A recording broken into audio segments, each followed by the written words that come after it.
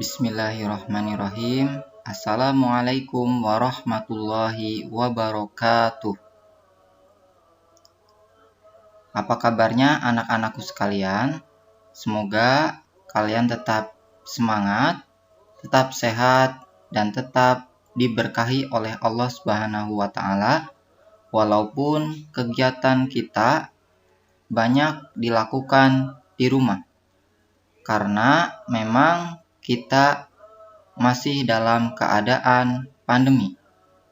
Khususnya proses belajar mengajar pun terganggu tidak seperti biasanya.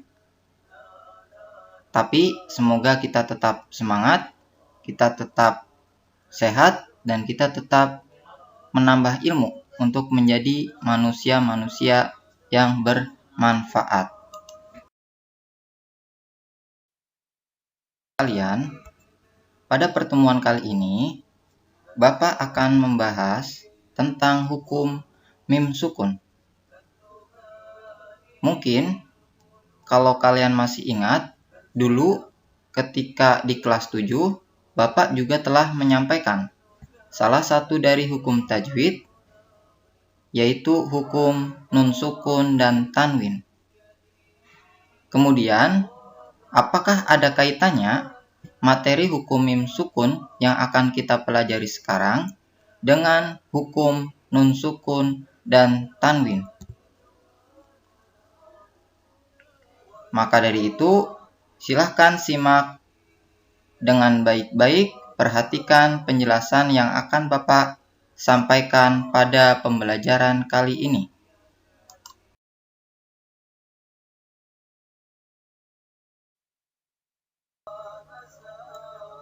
Anak-anakku sekalian, untuk tujuan pembelajaran pertemuan kali ini, yang pertama adalah kalian mampu mendeskripsikan hukum mim sukun. Yang kedua, kalian mampu menganalisis hukum mim sukun dalam suatu bacaan Al-Quran. Yang ketiga, kalian mampu menyajikan hasil pengamatan mengenai contoh hukum mim sukun dalam suatu bacaan dalam Al-Quran. Yang keempat, kalian mampu membacakan hukum mim sukun dengan baik, benar, dan juga tepat. Kalian mengetahui kapan harus membaca secara jelas, kapan harus membaca secara samar, dan kapan harus membaca disertai dengung.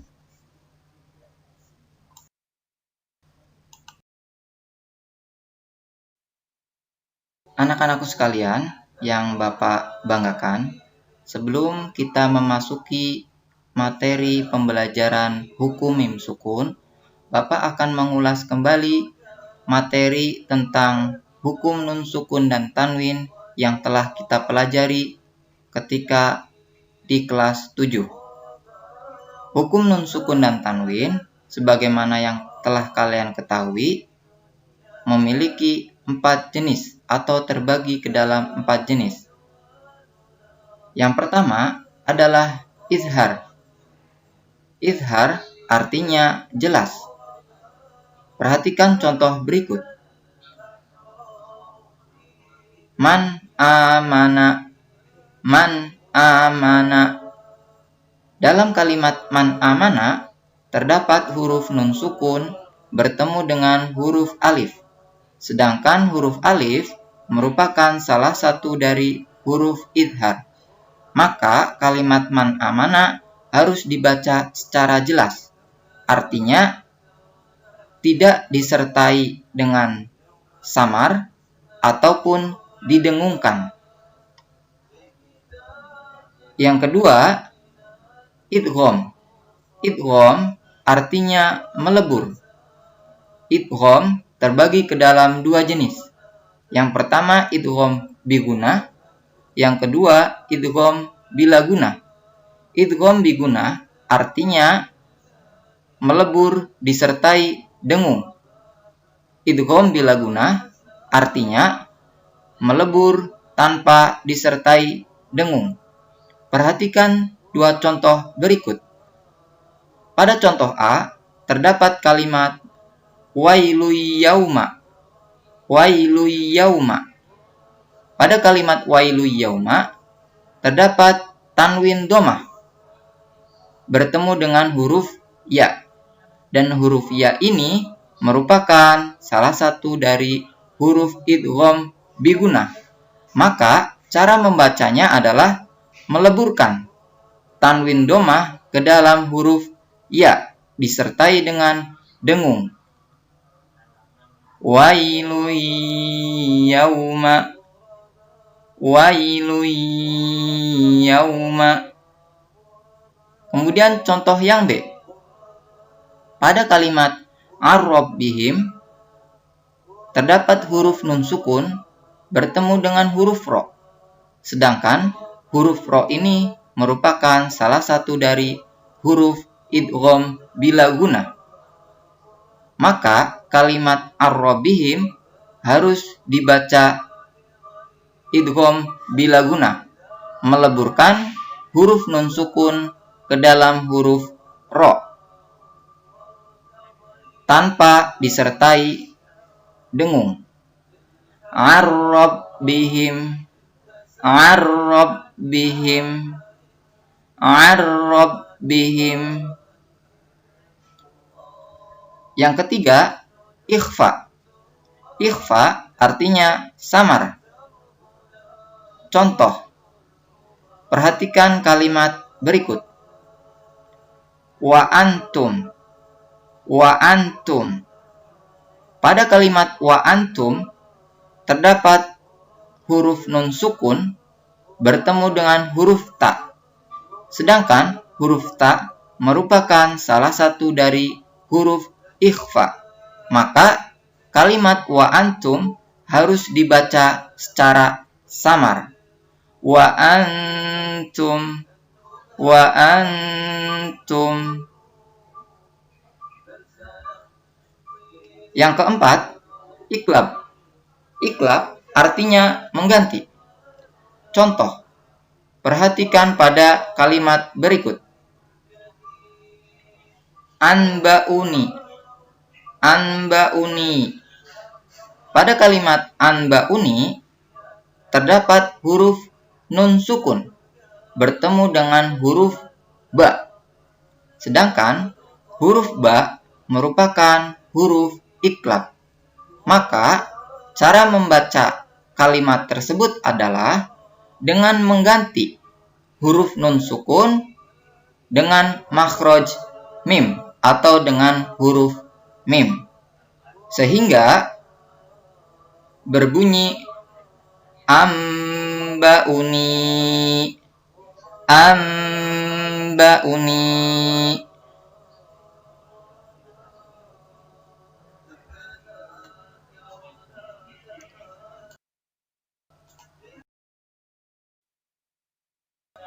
Anak-anakku sekalian yang Bapak banggakan, perlu kalian ketahui, hukum mim sukun itu terbagi ke dalam 3 jenis. Yang pertama adalah ikhfa syafawi. Yang kedua, idgham mimi atau idgham mutamasyilain.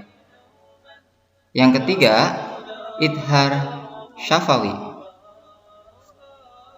Syafawi artinya bibir.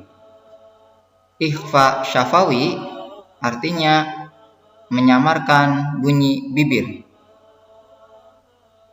Ikhfa syafawi adalah membunyikan atau menyamarkan huruf mim. Hukum bacaan disebut ikhfa syafawi apabila mim mati atau mim sukun bertemu dengan huruf ba. Kemudian idgham mimi atau idgham mutamasyilain. Idgham artinya melebur.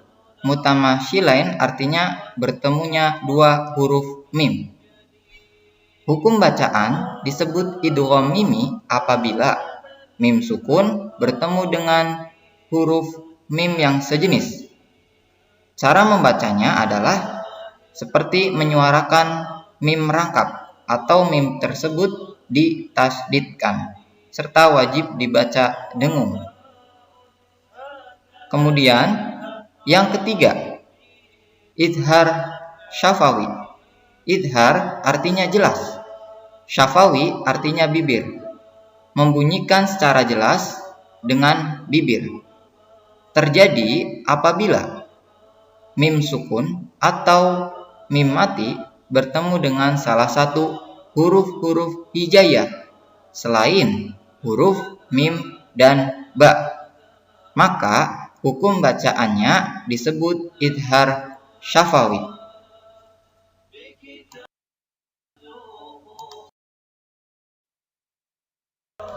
Anak-anakku sekalian, yang pertama adalah ikhfa syafawi. Ingat, ikhfa syafawi terjadi apabila mim sukun atau mim mati bertemu dengan huruf ba. Dan cara membacanya adalah disamarkan, kemudian disertai dengung. Ingat, mim sukun bertemu dengan huruf ba, maka terjadi hukum ikhfa syafawi. Perhatikan contoh berikut. Yang pertama, dalam kalimat contoh yang pertama ini terdapat huruf mim sukun dan huruf ba. Maka kalimat ini mengandung hukum ikhfa syafawi dan cara membacanya adalah dengan menyamarkan, kemudian disertai dengung. Wa ma lahum bidzalik, wa ma lahum bidzalik. Yang kedua, pada kalimat contoh yang kedua ini terdapat huruf mim sukun bertemu dengan huruf ba. Maka kalimat pada contoh kedua ini mengandung hukum ikhfa syafawi. Dan cara membacanya adalah dengan menyamarkan, kemudian disertai dengan dengung. Perhatikan. Tarmihim bihijarah, tarmihim bihijarah.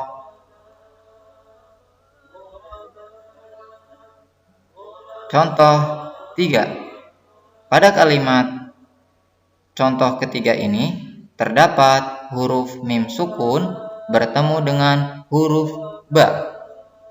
Maka kalimat pada contoh ketiga ini mengandung hukum tajwid ikhfa syafawi dan cara membacanya adalah dengan menyamarkan, kemudian disertai dengung. Perhatikan. Walladzina hum birabbihim, walladzina hum birabbihim.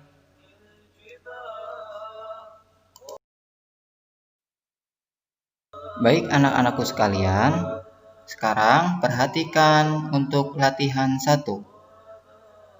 Pada latihan 1 ini terdapat beberapa kalimat.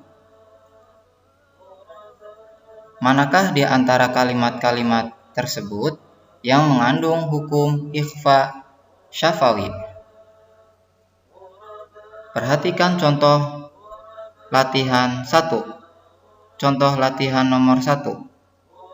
Apakah pada nomor 1 tersebut kalimatnya mengandung hukum ikhfa syafawi? Tidak, karena pada kalimat tersebut mim sukun bertemu dengan huruf ya. Contoh latihan nomor 2. Apakah pada kalimat tersebut mengandung hukum ikhfa syafawi? Tidak, karena huruf mim dalam kalimat tersebut berharokat fathah, maka tidak terjadi hukum ikhfa syafawi walaupun huruf mim tersebut bertemu dengan huruf ba, tapi keadaan huruf mimnya dalam keadaan berharokat fathah, bukan sukun. Contoh latihan nomor 3. Apakah pada kalimat tersebut mengandung hukum ikhfa syafawi? Betul, karena mim sukun bertemu dengan huruf ba. Kemudian contoh soal nomor 4. Apakah pada kalimat tersebut mengandung hukum ikhfa syafawi? Tidak, karena mim sukun bertemu dengan huruf mim.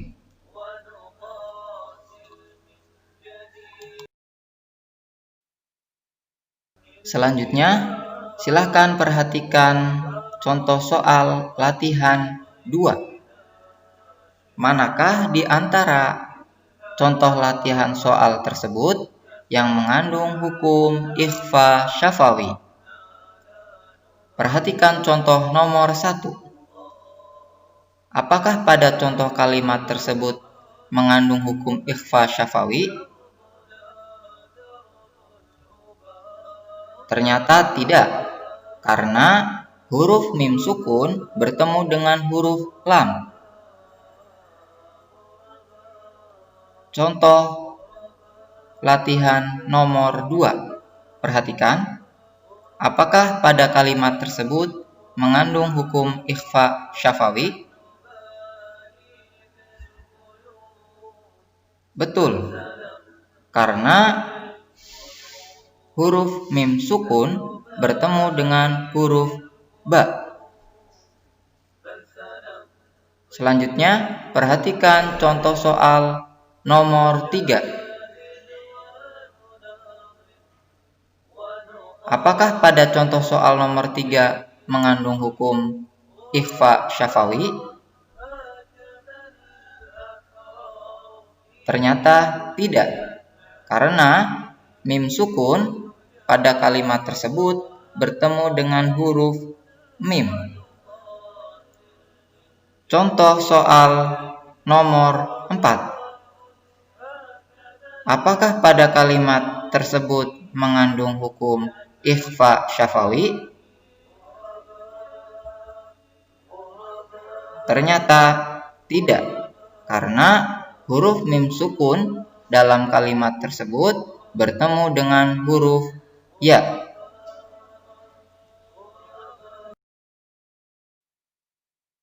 Anak-anakku sekalian, silahkan perhatikan secara seksama potongan ayat berikut. Manakah di antara potongan ayat tersebut kalimatnya yang mengandung hukum ikhfa syafawi?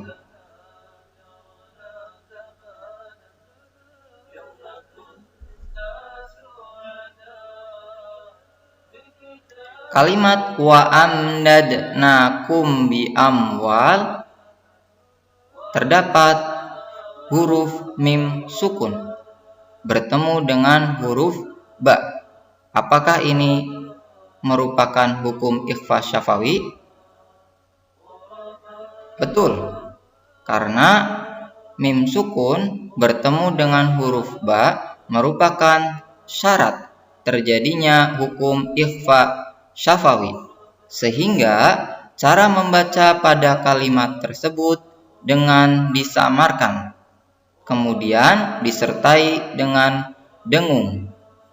Perhatikan, wa amdadnakum bi amwal. wa amdadnakum bi amwal wa amdadnakum bi amwal.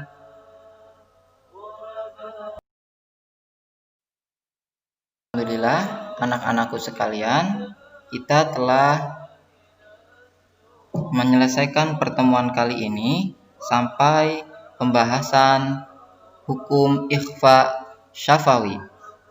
Insya Allah akan kita lanjutkan pada pertemuan berikutnya hukum idgham mimi atau mutamatsilain dan hukum idhar syafawi. Tetap semangat, tetap jaga kesehatan, gunakan masker, serta jaga jarak. Dari awal hingga akhir, Bapak memohon maaf apabila terdapat kekeliruan, terdapat kesalahan. Bapak memohon maaf. Bapak cukupkan sekian. Wabil taufik wal hidayah. Wassalamualaikum warahmatullahi wabarakatuh.